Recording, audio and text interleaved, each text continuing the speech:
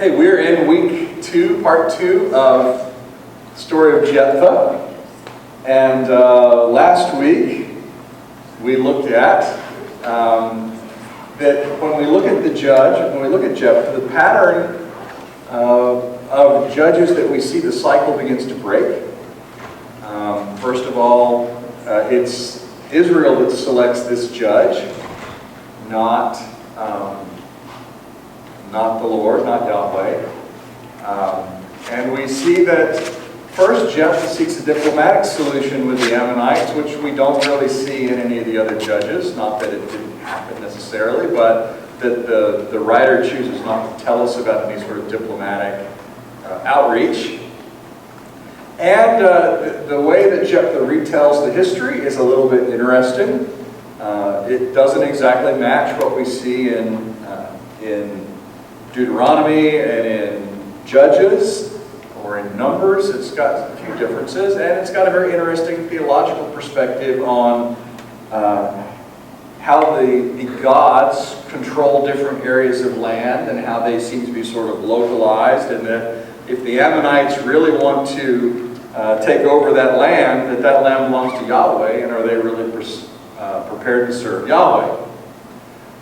We also saw that the cycle broke because Israel had already repented.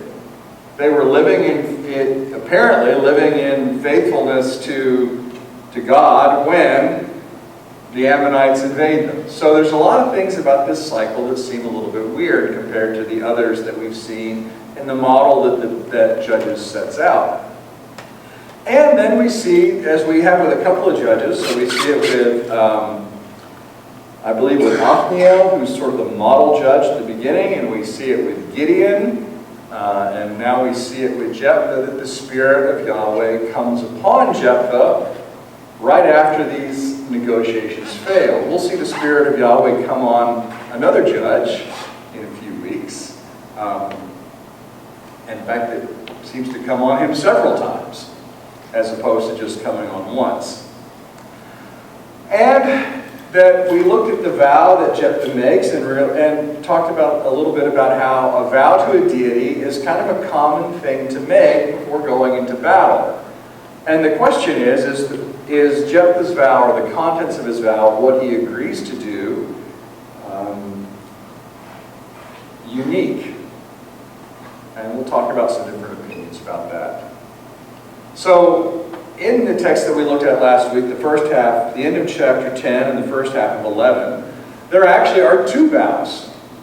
The first vow that we get is that Jephthah has a vow with the Ammonites, or no, I'm sorry, not with the Ammonites, with the Gileadites, the leaders of Gilead, that says, if you bring me home to fight with the Ammonites and Yahweh gives them over to me, I will be your head. Okay? And we see there are two conditions.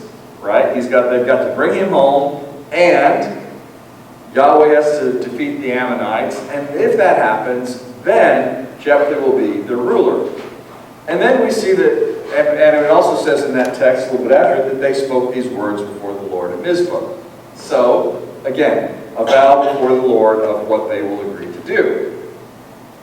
And then we see the vow that Jephthah makes as he's on his way to the battle. And he says, if you will give the Ammonites into my hand, then whoever comes out the doors of my house to meet me, when I return victorious from the Ammonites, shall be Yahweh's, to be offered up by me as a burnt offering. And there are some real parallels there between vow 1 and vow 2. And if we look at Jephthah's vow, he's got two conditions. One is victory over the Ammonites. Number 2 is to return home safely.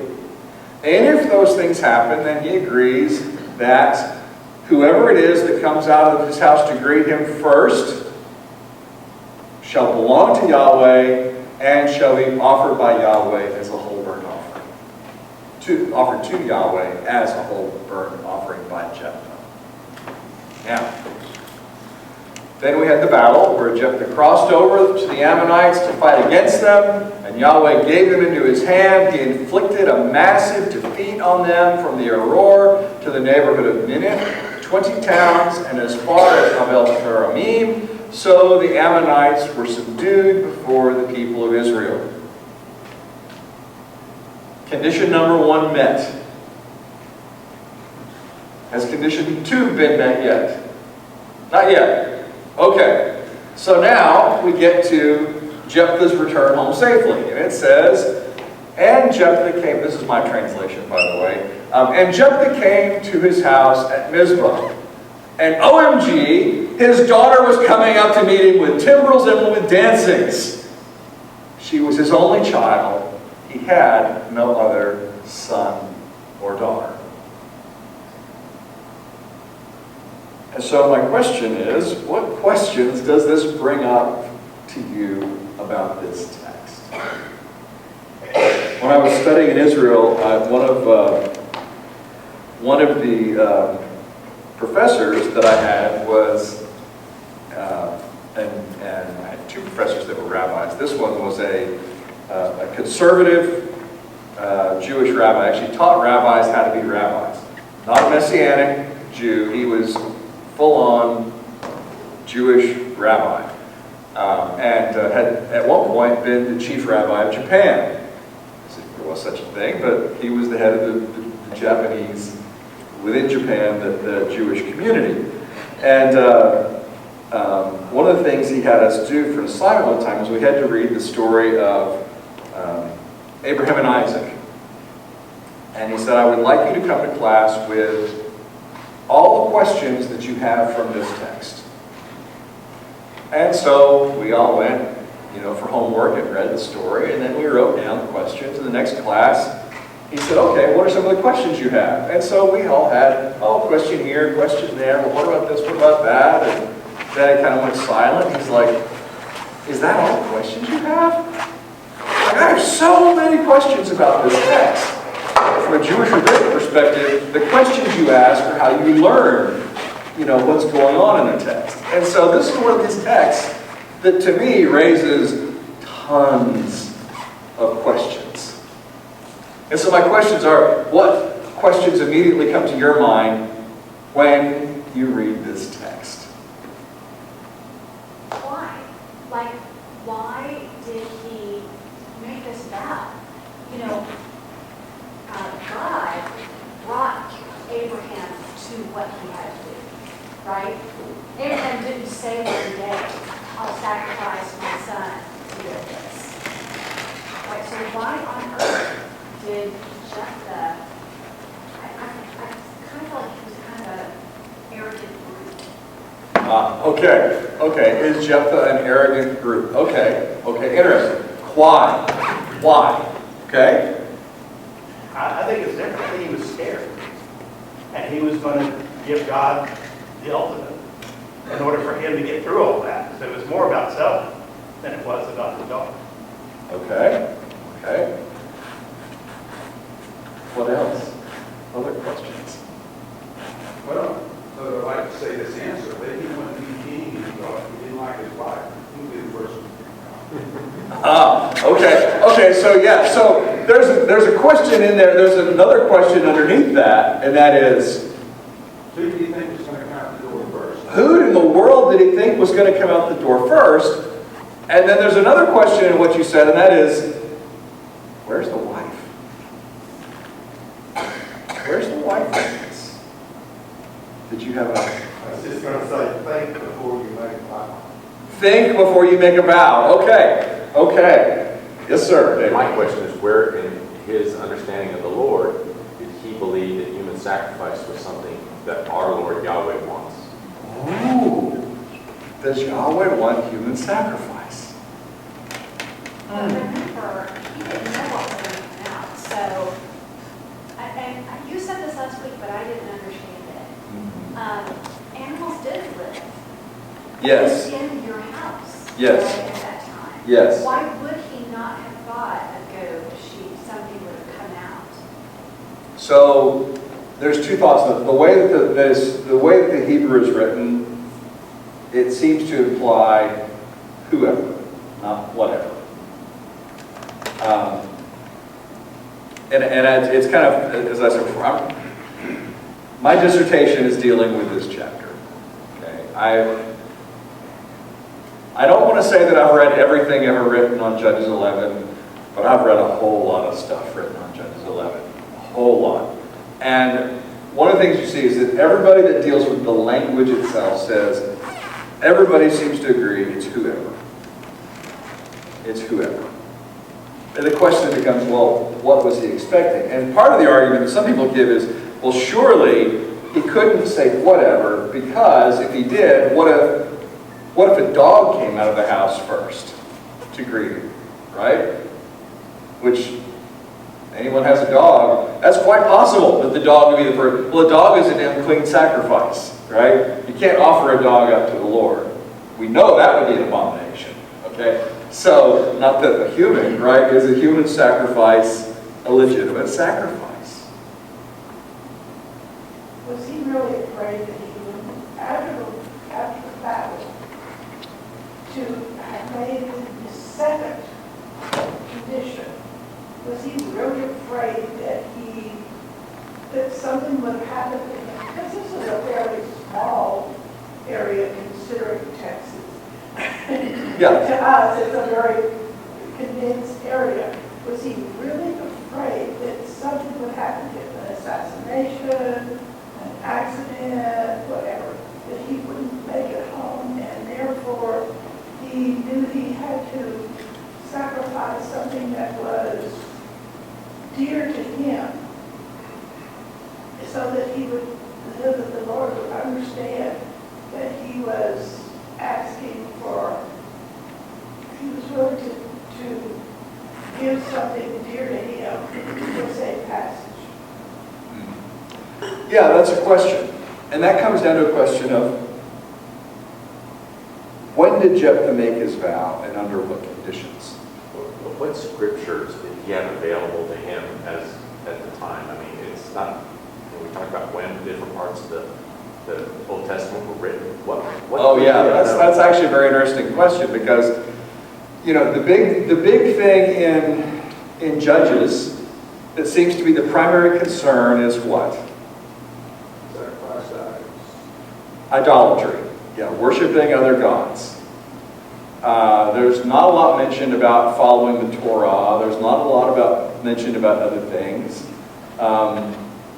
Jephthah and the Gileadites are living on the other side of the Jordan, you know, the eastern side, and you know, this area is like modern day Jordan. Okay, how much does he know about what Yahweh wants or doesn't? Some argue that, oh gee, this is just proof that Jephthah was polluted by the religions around him, that he thought that human sacrifice was okay, because we see other instances where we know that was practiced. We see Israelites doing it later on, right? And it causes some problems. Yeah, so there's lots of questions that come up. Another one that you know, obviously, who's expected to come out, I think, is a big question. You know, who was he expecting to offer up? Or perhaps he was leaving it up to Yahweh to decide. You choose.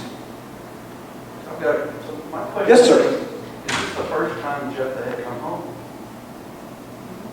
I mean, Okay. Is this the first? Before, there's some reasonable expectation about who in the past has come to. Well, yeah, that's a good question. And, you know, because he's been living in this other land, and now he's been brought back to his house at Mizpah.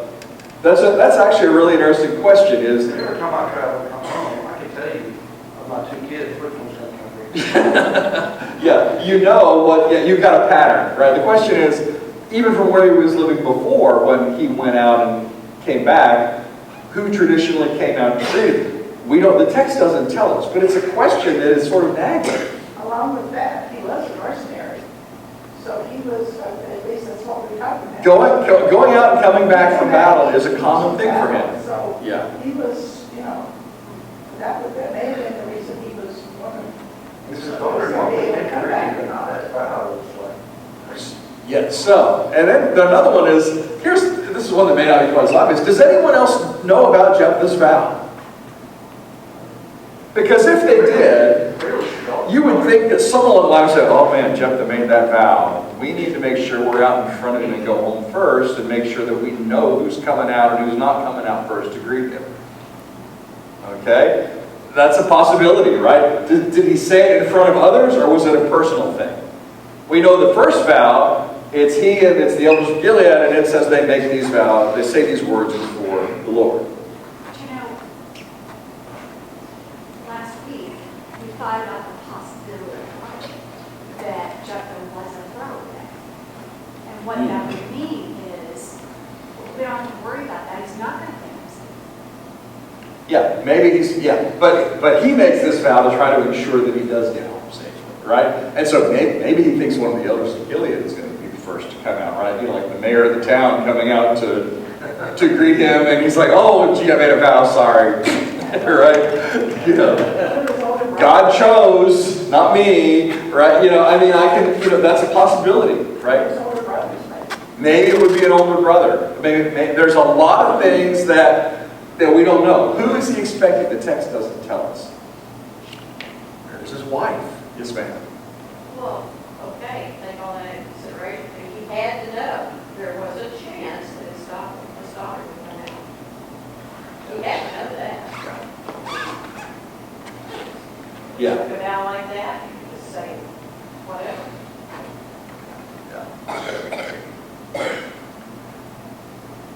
Another question that we'll see in a minute, there's actually, the text is a little interesting here. Is the daughter alone, or is she leading a group of women? Because it was common that groups of women would go out to greet the returning army. And if we go back and look at the text, it says, she came out to meet him, and in Hebrew it's singular. It didn't say they came out, it says she came out. But then it says with timbrels, I think tambourines, and then with dancings, plural. And the question, and so there's almost an indication, and the word used for the dancings there is almost like imagine a group of women dancing in a circle around something, is how that word often gets used. And the fact that it's plural implies that. But yet the text indicates she's the only one. So there's this singular plural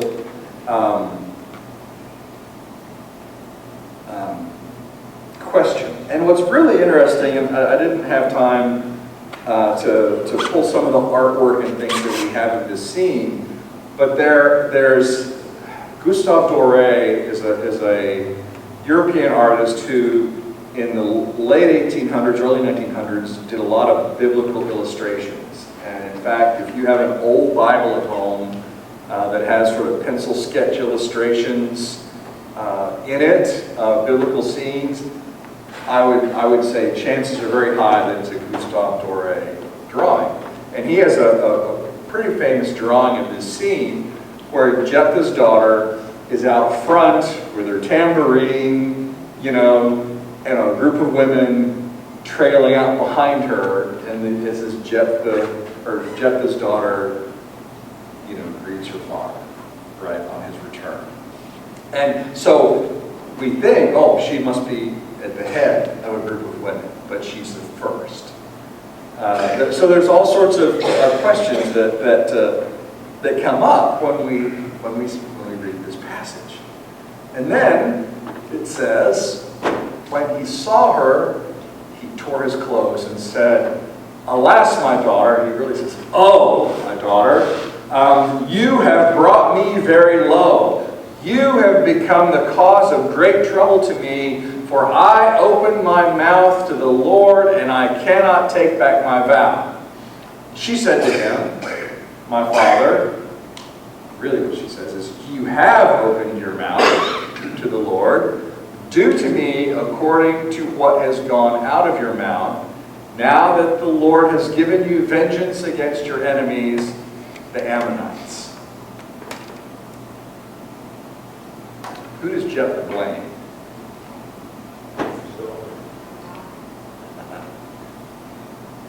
He says, You have brought me low. And the construction of literally it is, I believe it is, bringing me low, you have brought me low, is how it gets said in Hebrew, which is sort of, The low of the lows? What's that? The low of the lows? Yes, it's kind of that, but the way it often gets translated is, surely you have brought me low, or it's an emphasizing sort of factor, okay? It's also another way of just kind of bringing attention to, hey, bold in italics, right, is how we might say it today in the text. You can't do bold in italics in Hebrew, but that's kind of what it's meant to say. Bold in italics, you have brought me low. It puts the blame on her. But then she kind of turns it right back on him and says, you have opened your mouth, but nevertheless do to me according to your vow. So she doesn't accept the blame, but she accepts the consequences. So the question then comes up, does Jephthah have any alternative? Can he take back the vow, or can he alter it? Well, he does put a footnote in there. It's not an immediate activity. Okay. Yeah, he doesn't see the need to go right then and there, that moment, and do it, as we'll see in a second. Do you think he could substitute himself for his daughter? Could he have substituted himself? Okay. Interesting thought. No, because he's inherited. Well, your major problem is that he made a rash vow that God, no doubt, was not pleased with this, but he let it happen. But that's where he got jammed up, is that God doesn't want you to sacrifice your daughter, but you made a stupid vow, dude. So that raises the question of, where is God in this? Well, we already know that God stepped back from his usual interventionist role in the book of Judges, the pattern. He stepped back from it. He says, I'm going to step back. Yeah, he says, I'm not going to save you anymore. But yet he does say the Spirit of Yahweh comes upon Jephthah before the battle, after the diplomatic negotiations fail. So even though he says he's going to do that, and says that he can't bear to see them in that state, it seems like even though he said it, he still doesn't. But the question is, what in the world, where is Yahweh? Where is God in this event? I even wonder if, I don't want to put this on God, but if anybody could have come out of the house and they might have gone, that was a stupid vow, and instead of having some servant die for your rash vow, I'm going to have your daughter come out. It's a Teach my people not to make rash vows. a teaching moment, okay. And honestly, it's funny. That's how we often teach this story. It's a lesson on making a rash vow. I may talk in a little bit. I'll say that. Yes, sir. Then why did he go so light on Samson's parents? Say that one more time. Why did Yahweh, God, go so light on Yahweh on Samson's parents? All they had to do was give a grade on him. Chapter 13, opposite extreme. Samson's parents were going to give a grade on him. This guy, he sacrificed his parents. It doesn't make good sense. Okay. Yeah, it's a real question. It's a real question. So let's look at this about vows. So this is from Numbers. It says, then Moses said to the heads of the tribes of the Israelites, this is what the Lord has commanded. When a man makes a vow to the Lord, or swears an oath to bind himself by a pledge, he shall not break his word. He shall do according to all that proceeds out of his mouth. And then it goes on to say, when a woman makes a vow to the Lord, or binds herself by a pledge, while within her father's house, in her youth, and her father hears of her vow or her pledge by which she has bound herself, and says nothing to her, then all her vows shall stand, and any pledge by which she has bound herself shall stand. But if her father expresses disapproval to her at the time that he hears of it, no vow of hers and no pledge by which she has bound herself shall stand, and the Lord will forgive her, because her father had expressed to her his disapproval. So, can Jephthah take back his vow?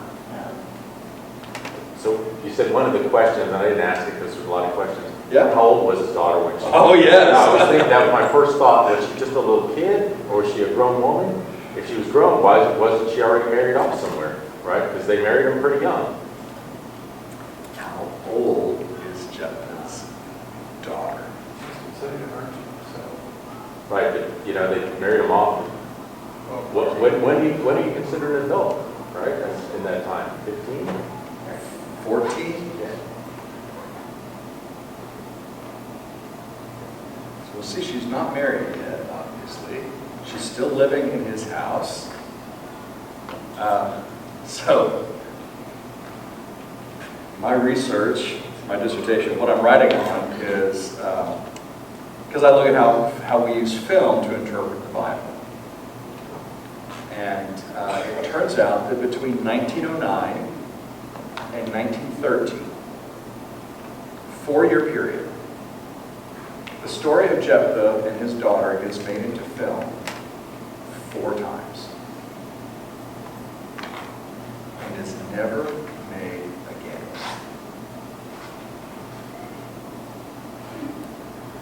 Now, I know why they quit making films about Jephthah's daughter. It's pretty obvious that they ended when World War I started. And people were sacrificing their kids to war and had no interest in seeing a film about sacrificing your kids to war. But what in the world was it about this story that caused people of the early 1900s to say, this is a story we need to tell? Because for us, let's be honest, it's a pretty deep cut in the biblical text. It's not one that we, unless you've been to church a long time, it's not one you've probably come across very often. And interestingly, in every one of those films, the actresses playing Jephthah's daughter range anywhere in age from 25 to 43.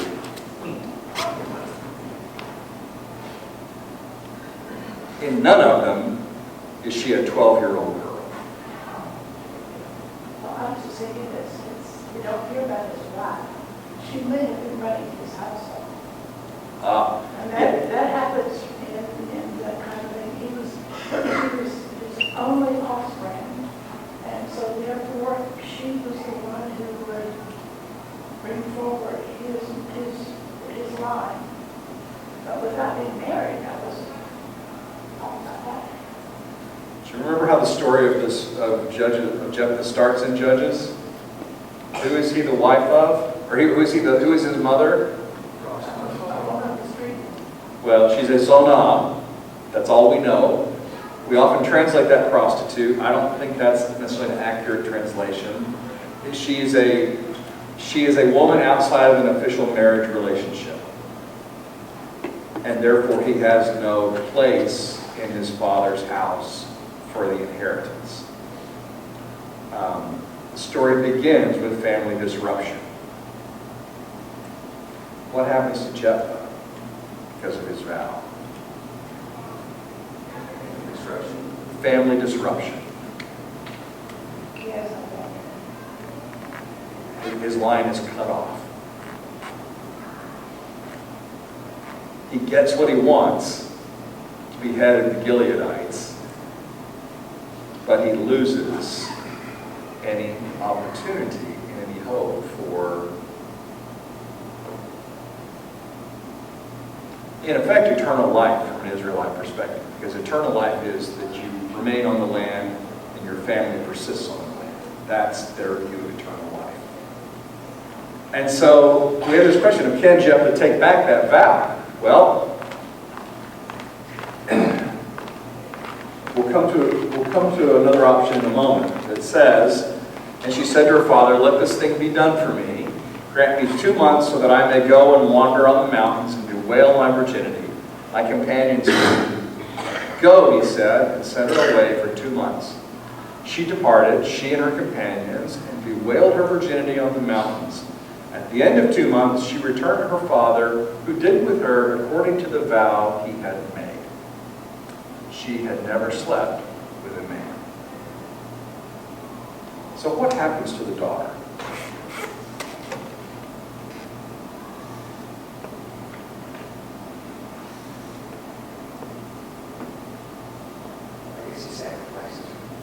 Okay. His vow says, I will offer it up in smoke. Offer it up in smoke as an olah, as a burnt offering, old burnt offering. It's interesting to me that the narrator chooses to,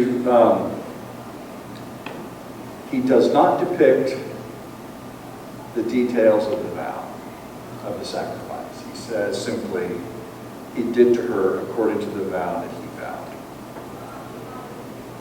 And then he throws in this line that says she had never slept with a man.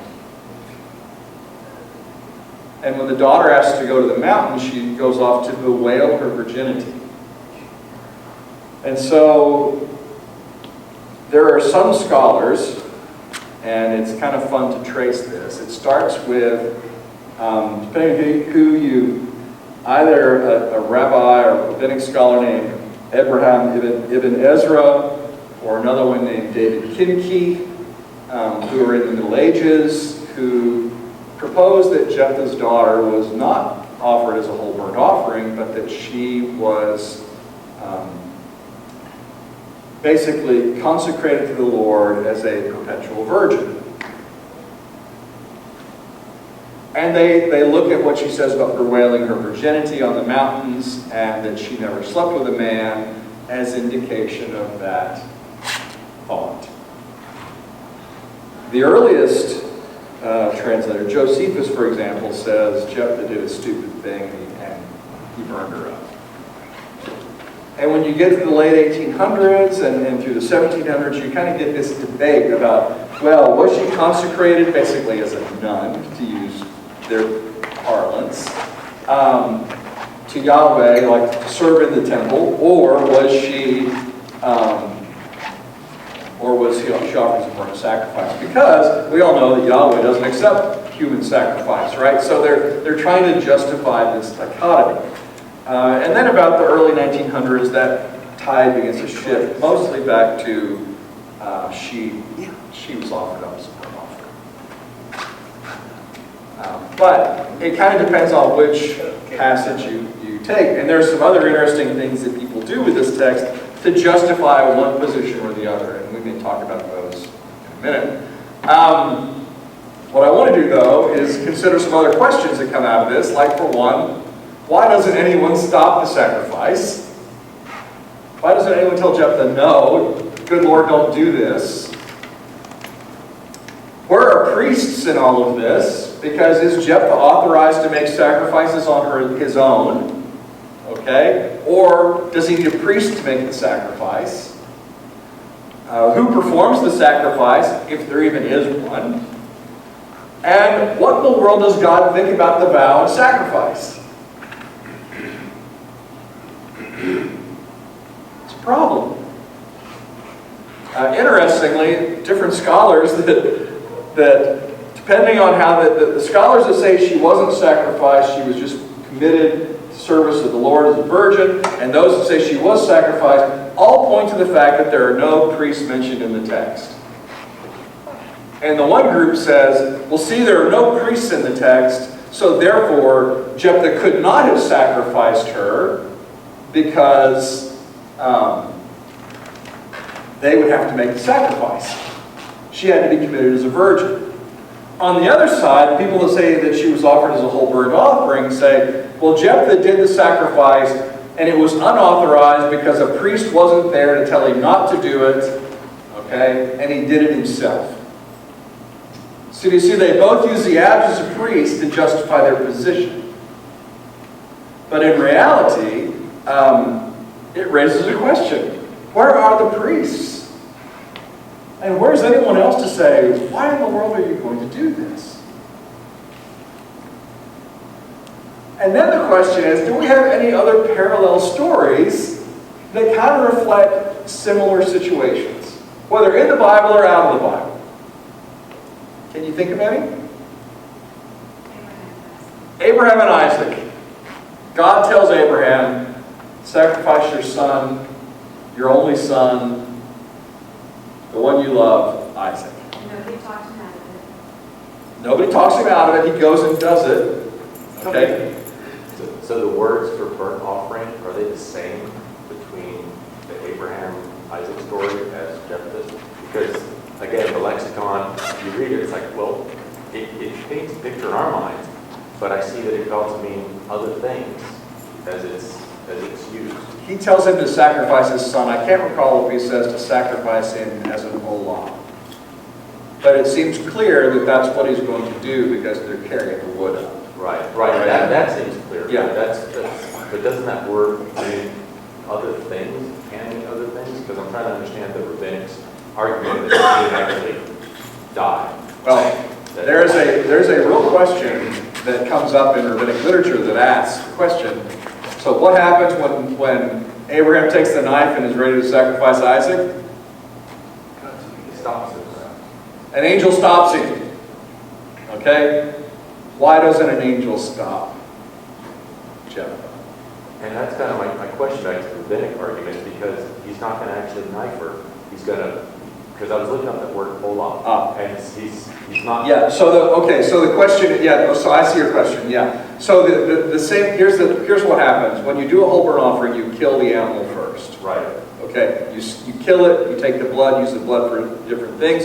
But then the carcass is basically barbecued unto the Lord. Right. Whole burnt offering. So in both cases, they're killed. But the word olah, I guess I'm stuck on that word because I was trying to look it up, and it doesn't imply that it means that you have to actually kill it. Yeah, but it's assumed. It's assumed because to light an animal on fire while it's still alive. Okay, the definition I saw was like it means to ascend. Yeah, it comes from olah comes from the verb Allah, which means to ascend. So you're taking it and you're offering it up in smoke. Okay, but it's being killed first. Okay. Yeah, you're not. I was just trying to go with. You're not strapping it to the altar, put stuff on it, lighting it once on fire, and watching it I just scream. like the idea that you didn't actually do it. No. Another one that's very common is a Greek story called Iphigenia. And it's almost exactly parallel to Jephthah's daughter. Almost exactly. Except I'm not sure that she's ultimately sacrificed. She may get consecrated on subversion. There are different versions of the story. But Iphigenia is a Greek story that people have looked at the similarities between them and said, it kind of looks like somebody's copying somebody. And the question is, who's copying who? And the answer depends on when you think Judges was written as to who's copying who. I don't have an opinion one way or the other about that. I just notice that the stories are very similar. Beauty and the Beast, believe it or not, has a lot of the same roots as Jephthah's daughter. Okay? The daughter effectively gets sacrificed to the beast so that the father can escape and go home. Now, she agrees to stay. There's differences, but they're swimming in the same waters. Okay? Threatened children because of the father doing something he shouldn't have done, or something like that. But then the other one that I want us to look a little more carefully at is Saul and Jonathan in 1 Samuel 14.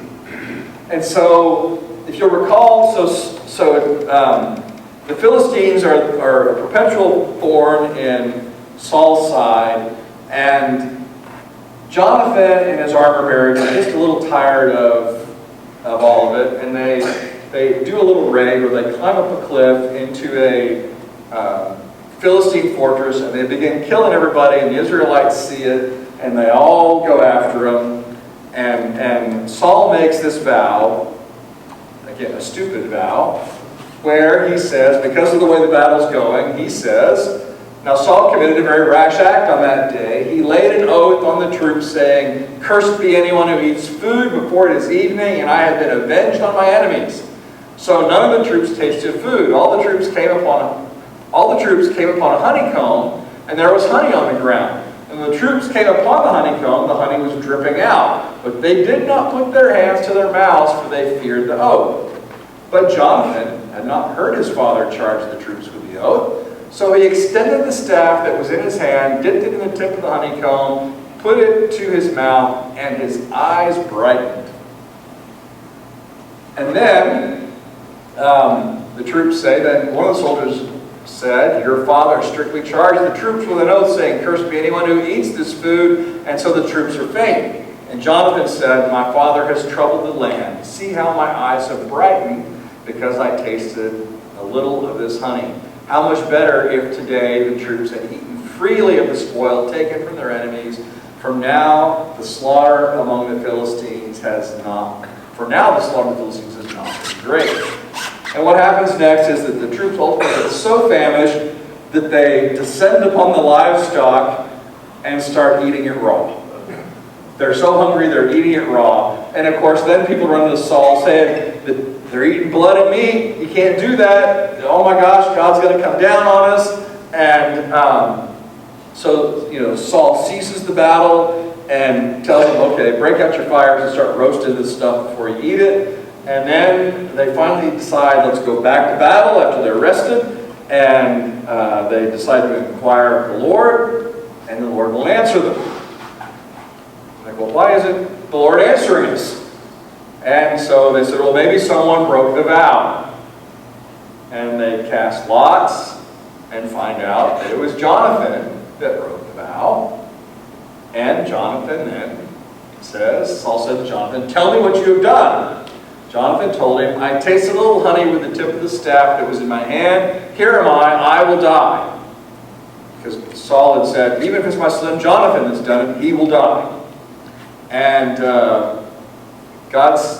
Saul said, God, do so to me more, and also you shall surely die, Jonathan. Then the people said to Saul, shall Jonathan die? Who has accomplished this great victory in Israel? Far from it. As the Lord lives, not one hair on his head shall fall to the ground, for he has worked with God today.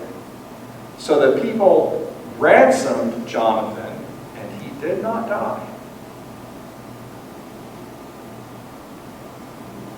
They ransomed him. How did they do that? So here in Numbers, you have this passage a little bit after the vows that we talked about before. It says, if anyone, this is the basic principle, right? Although it's not explicit into how you do it, there's this idea underneath it that says, if anyone kills another, the murder shall be put to death on evidence of witness, but no one shall be put to death on the testimony of a single witness.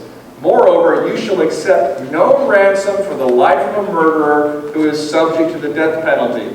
A murderer must be put to death. Nor should you accept a ransom for one who has fled to a city of refuge, enabling the fugitive to return to live in the land before the death of the high priest. Okay? So there seems to be this option flowing through the Torah that it is possible to ransom a human that for some reason is subject to death, with few exceptions. And this, keep in mind, this is Saul, who is, we'll talk about this before, is Saul a judge or a king? Okay? He's called a king, but a lot of what he does seems to act like a judge. He's kind of a very transitional sort of a person, okay, in what he does and how he acts. And so we're not talking, in theory, we're kind of in the same general period of thought, so to speak. And he can ransom. In fact, the people ransom John. Why doesn't anybody ransom Jephthah's daughter?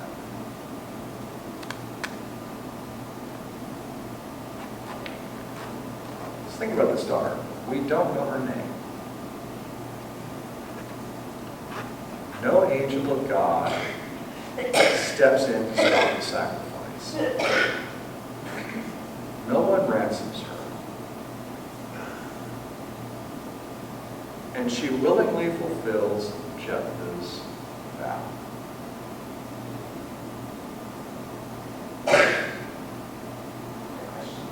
Yes, ma'am. Has anybody ever thought that she knew the vow because her answer earlier? Oh, that's another wonderful question. Did she even know what the vow was? I think she did. Okay, that's a very, yes. And so, you know what I'm going to do? I've decided, I'm going to change what I'm going to say, what's probably on my slides. We're going to spend another week on Jephthah's daughter, and I'm going to share a little bit of what I've been writing in my dissertation on how people fill in the white space in this story on questions like that. When did Jephthah make his vow? What was his mental state when he did it? Does the daughter even know what she's agreeing to before she agrees to it? How old is the daughter? Why is this story even one that we have? Is it a lesson about a rash vow, or is it something else? And what's really interesting about the turn of the century, early 1900s, is they seem to be using this story to reflect very specific societal concerns of their day. Generally around, what's the role of a young woman in modern society? Back then, or now? In the early 1900s, and they're using Jephthah's daughter as a scriptural basis for identifying and examining how should a young woman behave. Biblical scholars do the exact same thing. So this is all about getting the vote, or not getting the vote. And getting the vote, that's the one we remember, women's suffrage, right? Getting the vote is a big thing.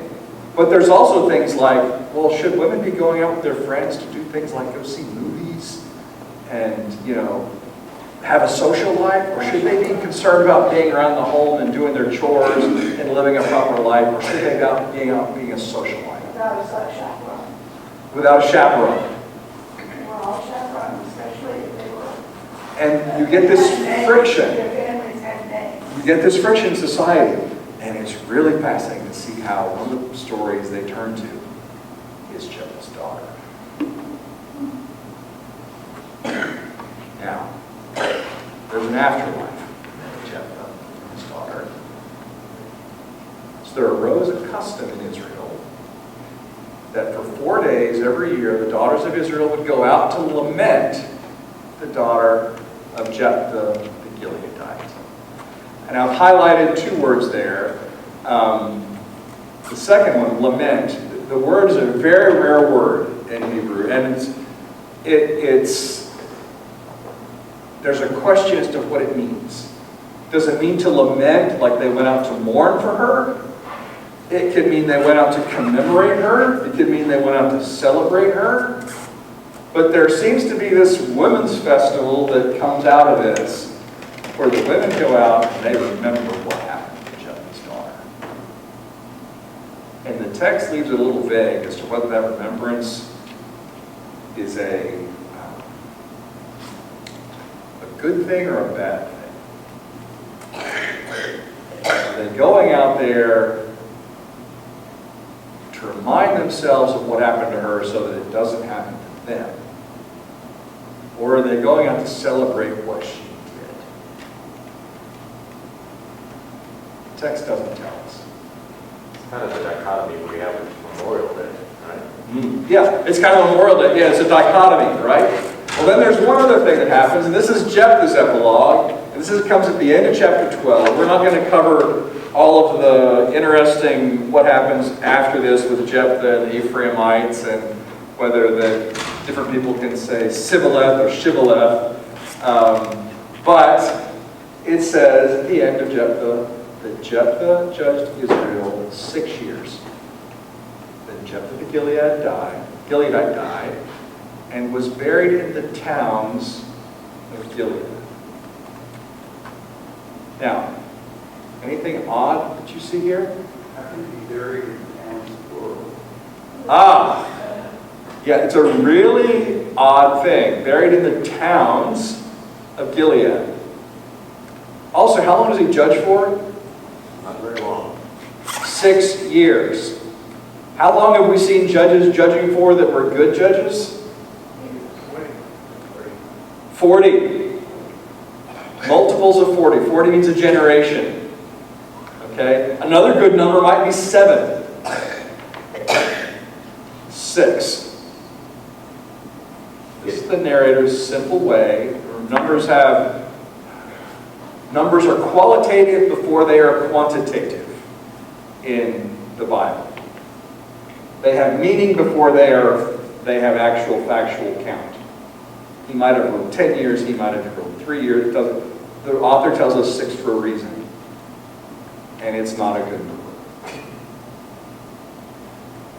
And he's buried in the towns of Gilead. Now, the rabbis, Rabbinic Judaism picks up on this. It says, why does it say in the towns? And their argument is that it was a curse on Jephthah because of what he did to his daughter. That he was cut up into pieces and buried in the different towns in Gilead as judgment. Could he have been burned? Could he have been cremated? Well, that's a question. Could he have been cremated? Could they have burned him up and done it to him? That's a very good question. And the text doesn't say. I also find it interesting they don't mention anything about his death for such a short period of time. They would say he's still too young to die of natural causes. Well, yeah, that's the question. How old is he?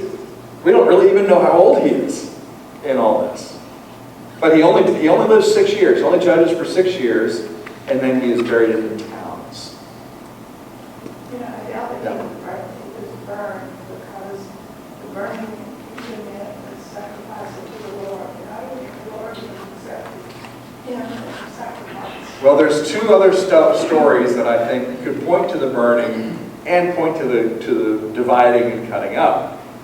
Okay, what happens to Saul and Jonathan? They get burned up and they get buried in Gilead. And then there's also the story we're going to see at the end of Judges, where a Levite takes his concubine and cuts her up and sends her pieces to 12 tribes as judgment against the tribe of Benjamin. So, there's possible parallels that exist with both. So the other thing about that is Hebrews, where he mentions a man of faith. oh my goodness. I'll tell you what. I might get struck down, you stay away, I might get struck down for saying this, but in the age to come, when we finally learn who wrote the book of Hebrews, I have some questions. He's got some other people listed. He has a list of faith that I'm like, are you reading the same Bible I'm reading? Because there's some folks in that list like, really? Really? Jephthah? It's If you're a not person of faith doesn't mean that you're a righteous person. Well, that's very clear. Very I clear. know some very spiritual faith people who don't Well, want the book of Jephthah. Has anyone seen The Handmaid's Tale? What is the name of the post-apocalyptic country that the U.S. becomes? Gilead. And in the blessings that the story, there are women that are fertile. There's been some sort of event that's happened, and most of the women are infertile. But there are some women that are fertile, and they basically get enslaved to become, to basically produce kids for all the powerful families. And one of the blessings that they say as part of the ceremony, the women say is, may the Lord open. May he open. May he open the womb. Which in Hebrew is Jephthah. which is Jephthah. So there's all sorts of Jephthah undercurrents flowing through The Handmaid's Tale. But in terms of biblical retellings in film, the last one was in 1913. Hey, we'll talk about that in a couple of weeks. Thank you all very much, and we'll see you then.